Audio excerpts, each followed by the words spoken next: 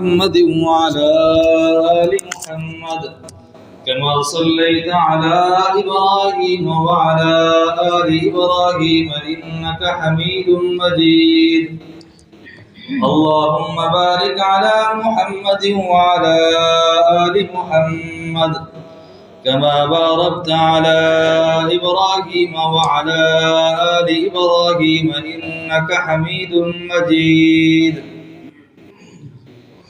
وَلَنَبْلُوَنَّكُمْ اور البتہ ہم آزمائیں گے تم کو بِشَيْءٍ مِّنَ الْخَوْفِ تھوڑے سے ڈر سے وَالْجُوعِ اور تھوڑی سی بھوک سے وَنَقْصٍ مِّنَ الْأَمْوَالِ اور مالوں کے نقصان سے وَالْأَنفُسِ اور جانوں کے نقصان سے وَالثَّمَرَاتِ اور میوے اور پھلوں کی کمی سے وَبَشِّرِ الصَّابِرِينَ اور خوشخبری دے ان صبر کرنے والوں کو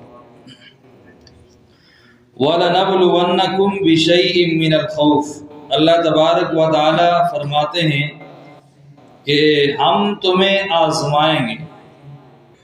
یہ دنیا ہے، دنیا دار الامتحان ہے۔ اس دنیا میں بندوں کا، لوگوں کا امتحان لیا جاتا ہے۔ کیا لیا جاتا ہے؟ امتحان لیا جاتا ہے۔ امتحان کی غرض یہ ہے کہ کھوٹے اور کھرے کی پہچان ہو جائے، کھوٹے اور کھرے کی پہچان ہو جائے اور صحیح اور غلط میں فرق سامنے آ جائے، صحیح اور غلط میں فرق سامنے آ جائے، کامیاب لوگ بھی سامنے آ جائیں، ناکام بھی سامنے آ جائیں۔ یہ امتحان کی کیا ہوتی ہے؟ غرض ہوتی ہے۔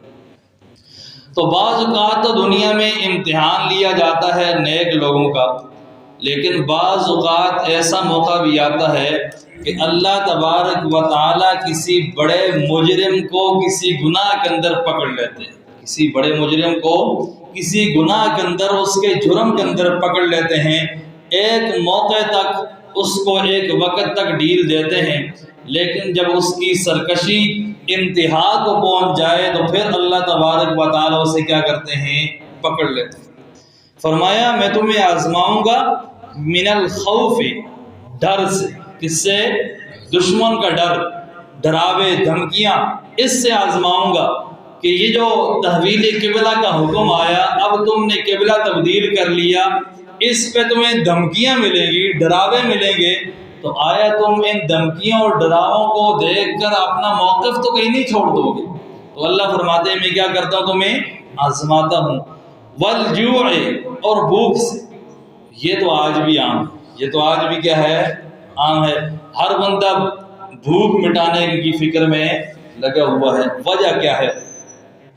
کہ دنیا کے اندر آپ غور کریں گے تو اس وقت ہم اجتماعی طور پر بے حیائی اور جھوٹ کے اندر لگے ہوئے، اجتماعی طور پر ہمارے اندر بے حیائی پائی جاتی ہے۔ اب آپ نے دیکھا ہوگا کل 14 فروری گزرا ہے، اس کو کس نام سے پکارا جاتا ہے؟ ویلنٹائن ڈے، پتہ نہیں کیا ڈے، بے حیائی کا دن، جھوٹ بولنے کا دن، بے حیائی کا دن۔ کیسی بے حیائی؟ آپ حیران ہوں گے کہ ہم پاکستانی اور مسلمان ہیں، اپنے آپ کو مسلمان کہتے ہیں، کافروں کا کیسا طریقہ اپنایا ہے کہ ایک ایک کی بہن کو پھول دے رہا ہے اور دوسرا آ کے اس کی بہن کو پھول دے رہا ہے۔ یہ 14 فروری کو ہو رہا ہے۔ جھوٹ کی انتہا ہو گئی ہے، جھوٹ پہ جھوٹ بولا جا رہا ہے۔ اس کی وجہ کیا ہے؟ یہ بے حیائی کا کام کیوں شروع ہوا؟ ایک وجہ تو یہ ہے کہ ہم نے نکاح کو مشکل کر دیا، نکاح کو کیا کر دیا؟ مشکل کر دیا۔ اور جب نکاح مشکل ہو گیا تو اب یہ نوجوان اس نکاح کو کیا سمجھتا ہے؟ بہت بڑی ٹینشن سمجھتا ہے۔ بھائی نکاح کریں گے، اس کے بعد بیوی کو سنبھالنا، پتہ نہیں بیوی پھر کیسی ملے، پھر اس کے بعد بچے اور یہ ساری زندگی، یہ تو بہت بڑی ٹینشن ہے۔ اس سے تو بہتر یہ ہے بھائی کسی کو پکڑا اور پیسے دیے، بس ہمارا کام پورا ہو گیا۔ اب دوسرا موقع آیا، کسی اور کو پیسے دیے، جس طرح قوم لوط کے اندر تھا کہ بچے کو پکڑا اور بچوں کے ساتھ شروع ہو گئے۔ تو یہ بے حیائی ہمارے اندر اتنی پھیلی ہوئی ہے۔ اور جھوٹ کا دن، کیا کہہ رہے ہیں کہ بھائی اس دن جھوٹ پہ جھوٹ بولے جاؤ، اور اس میں مسلمان بھی لگے ہوئے۔ حدیث کے اندر آتا ہے کہ جب کوئی بندہ جھوٹ بولتا ہے تو اس کے منہ سے بدبو نکلتی ہے، اس کے منہ سے کیا نکلتی ہے؟ اور اس بدبو کی وجہ سے فرشتے دور بھاگ جاتے ہیں. فرشتے کیا ہوتے ہیں؟ دور بھاگ جاتے ہیں، دور چلے جاتے ہیں اس بدبو کی وجہ سے. اب آپ کہیں کہ یہ بدبو تو ہمیں نہیں آتی، ہم تو روزانہ جھوٹ بولتے رہتے ہیں، لیکن یہ کبھی بدبو ہمیں محسوس نہیں ہوئی. یہ اسی طرح ہے کہ امام اعظم امام ابو حنیفہ رحمہ اللہ فرماتے ہیں کہ کوئی وضو کر رہا ہو یا میں خود وضو کر رہا ہوں تو وضو کے اندر جو گناہ دھلتے ہیں وہ مجھے نظر آتے ہیں. کسی کے گناہ دھل رہے ہیں وہ وضو کے اندر مجھے نظر آ رہے ہیں. حضور اقدس صلی اللہ علیہ وسلم نے ارشاد فرمایا کہ جو بندہ صبح کی نماز نہیں پڑھتا سویا رہتا ہے یہاں تک کہ سورج طلوع ہو جائے تو اس کے کان کے اندر شیطان پیشاب کرتا ہے.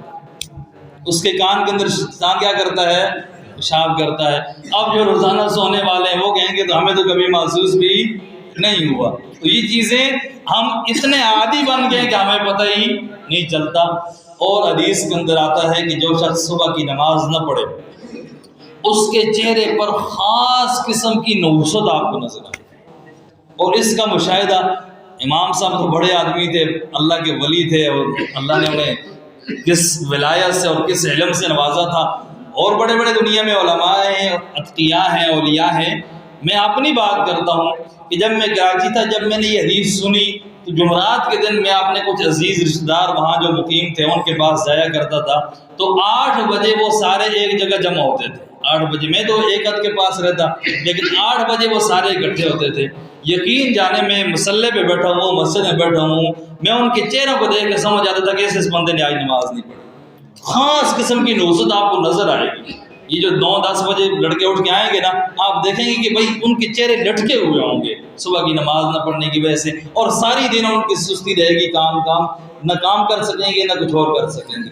تو فرمایا کہ جو آج کل بے حیائی ہے، اس بے حیائی کی وجہ سے اب یہ کیا ہے بھائی، بے حیائی تو ہو رہی ہے، جھوٹ ہو رہا ہے، تو کیا پتہ چلتا ہے اللہ اس سے راضی ہے کیوں نہیں پکڑ رہے؟ اللہ راضی ہے تب نہیں پکڑ رہے، یا یہ اللہ کی نظر میں کوئی گناہ نہیں ہے؟ اللہ فرماتے ہیں نہیں وَلَا تَحْسَبَنَّ اللَّهَ غَافِلًا عَمَّا يَعْمَلُ الظَّالِمُونَ، اور ظالموں جو کچھ تم کر رہے ہو میں اس سے غافل نہیں ہوں. تو پھر کیا وجہ اللہ پکڑتا کیوں نہیں ہے ان ظالموں کو؟ انما یؤخرہم لیوم تشخص فیہ الابصار، اللہ فرماتے ہیں کہ میں ان کو ڈیل دے رہا ہوں. کیا کر رہا ہوں؟ ڈیل دے رہا ہوں. اس دن پکڑوں گا قیامت کے دن تشخص فیہ الابصار، جس میں آنکھیں پھٹی کی پھٹی رہ جائیں، سامنے عذاب نظر آئے گا، آنکھیں کھلی کی کھلی رہ جائیں گی. مہطعین، فرمایا اوپر گردن اٹھائے ہوئے مہطعین دوڑ رہے ہوں گے، مقنعی رؤوسہم، اپنے سروں کو اوپر اٹھائے ہوئے، لا یرتد الیہم طرفہم، ان کی اپنی نگاہیں بھی ان کی طرف واپس نہیں پلٹ سکیں گی. وافئدتہم ہوا، اور ان کے دل بالکل خالی ہو جائیں گے، حواس باختہ ہو جائیں گے.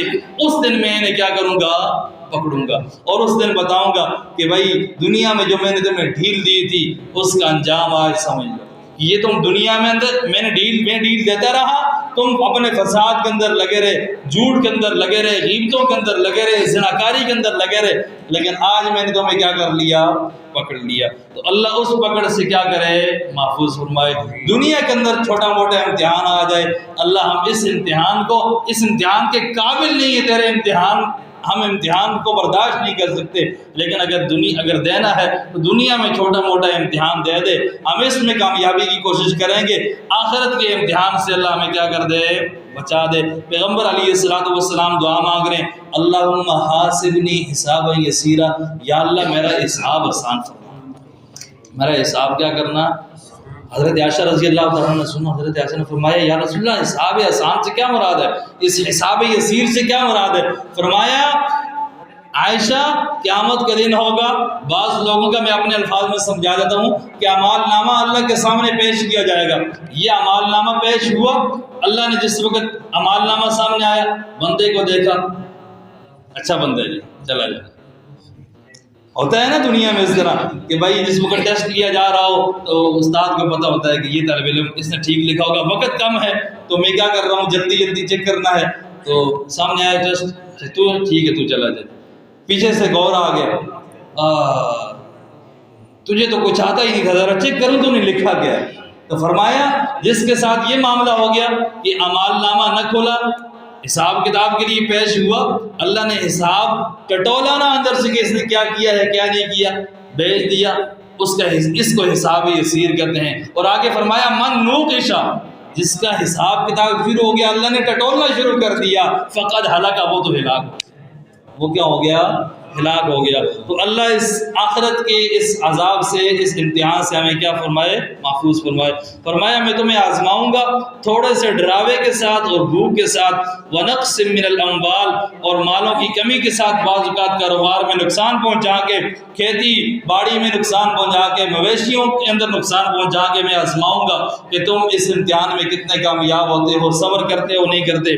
والانفس، اور بعض جانوں کو کم کر کے، یعنی موت دے کے، یا بیماری کی، جانوں کے اندر بیماری پیدا کر کے، والثمرات، یا بغات کی تباہی کے ساتھ، بغات کی تباہی کے ساتھ، بغات پھل میوے ختم کر کے، ان کو کم کر کے میں امتحان لوں گا کہ تم صبر کرتے ہو یا نہیں کرتے۔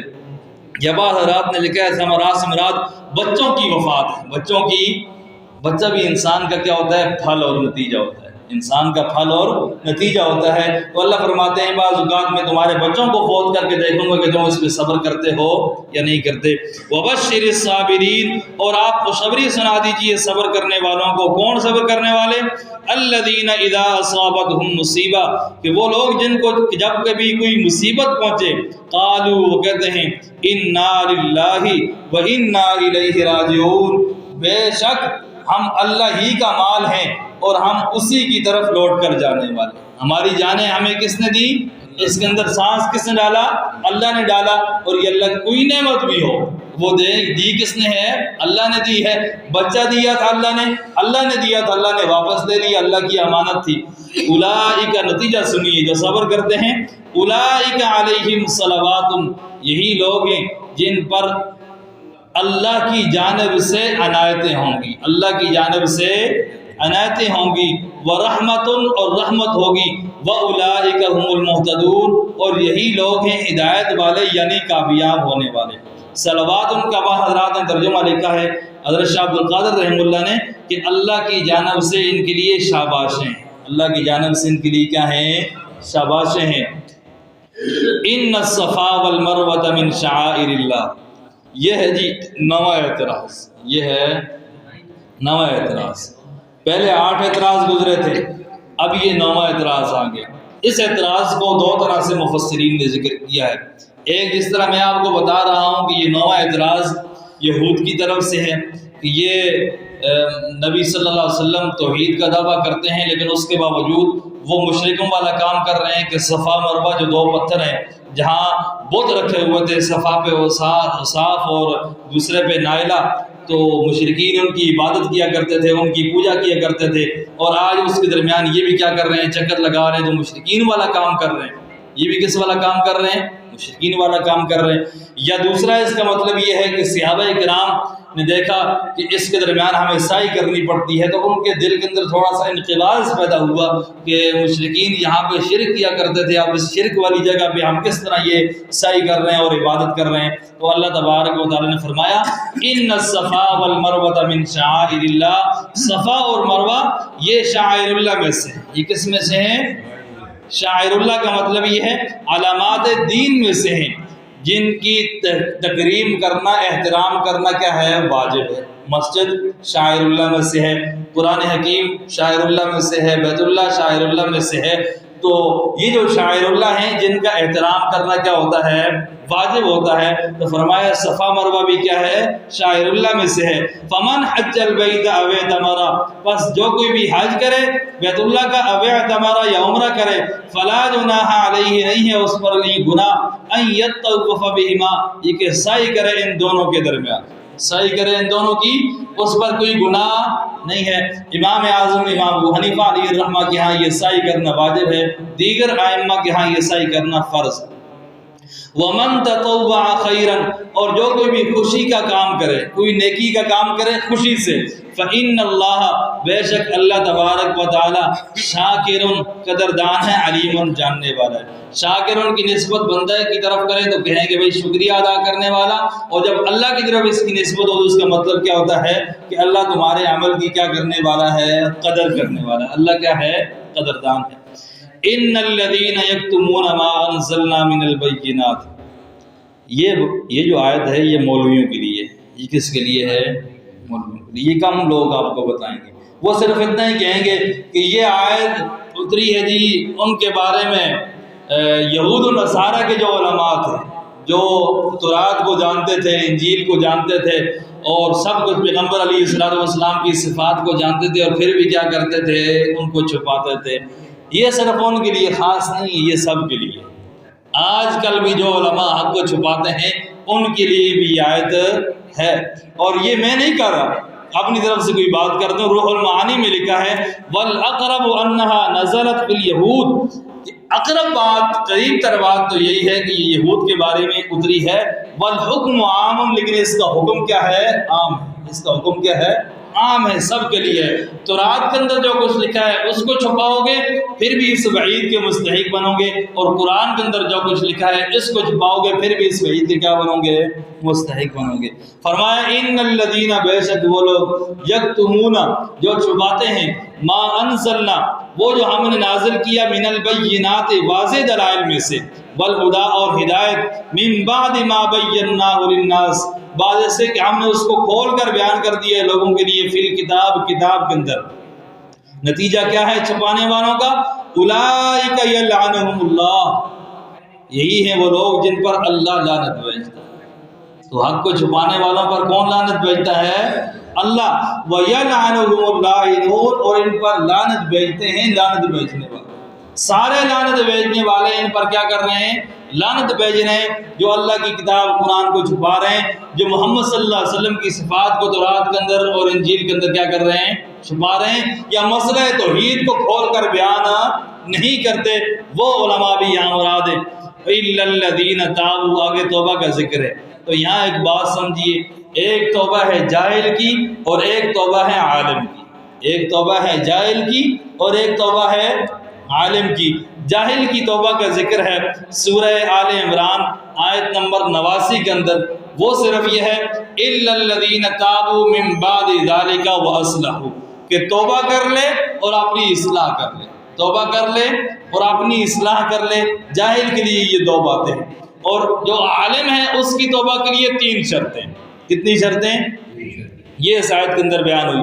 إِلَّا الَّذِينَ تَابُوا، توبہ کر لے، وَأَصْلَحُوا، اور اصلاح کر لے، وَبَيَّنُوا، اور آ کر ممبر پر بیان کرے کہ آج تک یہ مسئلہ میں غلط بتاتا رہا ہوں، یہ اس مسئلے کو میں کیا کرتا رہا ہوں؟ چھپاتا رہا ہوں۔ یہ بیان کرنا بھی اس پر کیا ہے؟ ضروری ہے۔ فرمایا إِلَّا الَّذِينَ تَابُوا، مگر وہ لوگ جنہوں نے توبہ کی، وَأَصْلَحُوا، اور اصلاح کی، وَبَيَّنُوا، اور جو کچھ چھپایا تھا اس کو بیان کر دیا، فَأُولَئِكَ أَتُوبُ عَلَيْهِمْ، یہی وہ لوگ ہیں جن کی جانب میں متوجہ ہوتا ہوں، وَأَنَا التَّوَّابُ الرَّحِيمُ، اور میں ہی ہوں توبہ قبول کرنے والا، الرحیم، رحم کرنے والا۔ اللہ تبارک و تعالی حق سچ بیان کر کے اس پہ عمل کرنے کی توفیق۔